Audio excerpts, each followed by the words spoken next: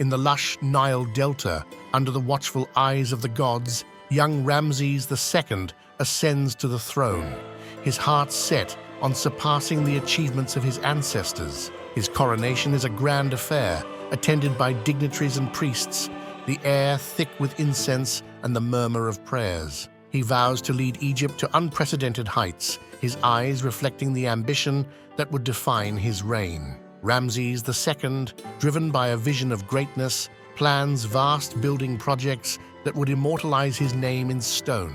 The quarries of Aswan buzz with activity as thousands of laborers carve the colossal statues that would guard the temples dedicated to the gods and to Ramses himself. The air is thick with dust, the relentless sun casting long shadows of the workers who toil in the name of their pharaoh. As pharaoh, Ramses II knows that the prosperity of Egypt depends on both the strength of its monuments and its military. He inspects his chariots, the pride of Egypt's army, their wheels and axles reinforced for the harsh desert battles ahead.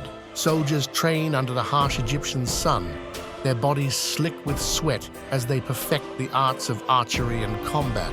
Ramses leads his troops north to Kadesh, where he faces the formidable Hittite army in one of the largest chariot battles recorded in ancient history.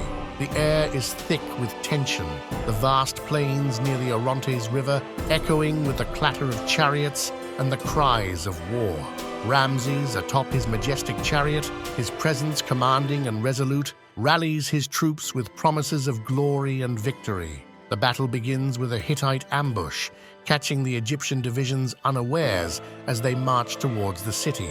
Ramses watches in fury and shock as his troops are scattered, the disciplined Hittite chariots slicing through his ranks. But the pharaoh's courage does not waver. He regroups his forces, his voice cutting through the chaos, rekindling the fighting spirit of his men. With the battle seemingly against him, Ramses leads a counterattack that turns the tide, his chariot charging into the fray like a divine force unleashed. The Hittites, taken aback by the ferocity of the pharaoh's countercharge, begin to falter, their lines breaking under the relentless Egyptian assault. The clash is brutal, the ground sodden with the blood of thousands, the air rent with the screams of the dying and the clash of bronze. As the sun sets on the battlefield, both sides are exhausted, their losses heavy, the outcome a bitter stalemate. Ramses, his armor dented and his body weary, surveys the field, his heart heavy with the cost of the day's fighting. The night air is cool, a stark contrast to the day's heat, filled with the moans of the wounded and the quiet prayers of soldiers giving thanks for their survival. Years later, Ramses and the Hittite king, recognizing the futility of continued conflict, signed the Treaty of Kadesh, the world's first documented peace treaty. In the grand hall of Ramses' palace, diplomats from both nations gather, the air heavy with the scent of papyrus and ink as the treaty is inscribed. This historic agreement brings peace to their nations, allowing Ramses to focus on his legacy of construction and prosperity. Ramses commissions the construction of Abu Simbel, a temple complex that would serve as a testament to his power and divine favor. The site is a flurry of activity, with sculptors, painters, and laborers working under the harsh sun, the sound of chisels against stone a constant backdrop. The temple slowly rises from the rock, its facade dominated by 4 colossal statues of Ramses, each one gazing serenely over a land at peace. On the day of Abu Simbel's dedication, Ramses stands before his people, his figure cast in the golden light of dawn that floods through the temple doorway. The air inside the temple is cool and smells of incense, the walls adorned with vibrant paintings that narrate his victories and divine interactions. As the sun aligns perfectly with the temple's inner sanctuary, illuminating the statues of the gods and the pharaoh, a cheer erupts from the crowd, affirming Ramses' place among the gods.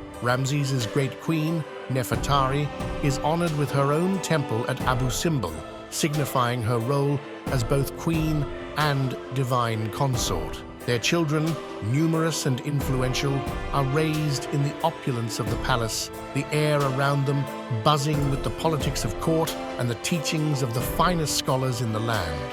The royal family is a symbol of stability and continuity, their lives intricately tied to the fate of Egypt. During the vibrant Festival of Opet, Ramses is paraded through the streets of Thebes, the air thick with the scent of flowers and incense, the jubilant crowd showering their pharaoh with adoration. This festival, a celebration of fertility and renewal, sees Ramses and his family traveling from Karnak to Luxor, their barge adorned with gold and precious stones, reflecting the prosperity of his reign. The Nile, calm and bountiful, carries them gracefully, its waters a mirror to the heavens. As he ages, Ramses witnesses the completion of many more monumental projects, his legacy carved into the very stones of Egypt. The air in his court is tinged with anticipation as his successors are groomed for the throne, each prince eager to leave his own mark on the land of the Nile. Ramses reflects on his long reign, a time of great power and profound peace, his heart both proud and wistful. When Ramses the Great finally passes, Egypt mourns deeply, the air throughout the kingdom heavy with the scent of myrrh and the lamentations of its people. His body is carefully mummified, adorned with jewels and amulets, secured in a golden sarcophagus within the depths of the Valley of the Kings. His tomb, though destined to be raided by thieves over the millennia, once held the treasures of a remarkable life, a pharaoh truly worthy of the title Great. Centuries later, the mummy of Ramses II is discovered, remarkably preserved, bearing the regal demeanor that characterized his reign. Scholars and historians pore over his remains, the air in the laboratory thick with the dust of ages, as they unravel the secrets of his diet, his health, and his incredible lifespan. Ramses II, even in death, continues to fascinate, a king not only of history, but of legend. Today, the legacy of Ramses II endures in the stones of temples and statues, in the quiet dignity of his mummy, and in the stories and research papers that continue to be written. His life, a blend of divine right and human ambition, remains a cornerstone of Egyptian history, the air of his temples still whispering tales of the golden age of his reign. His monuments stand against the backdrop of the Nile, silent yet eloquent testaments to a pharaoh who was truly great. Our journey through time comes to an end for today. We embark on new adventures every week. If you relish the experience, please like and subscribe.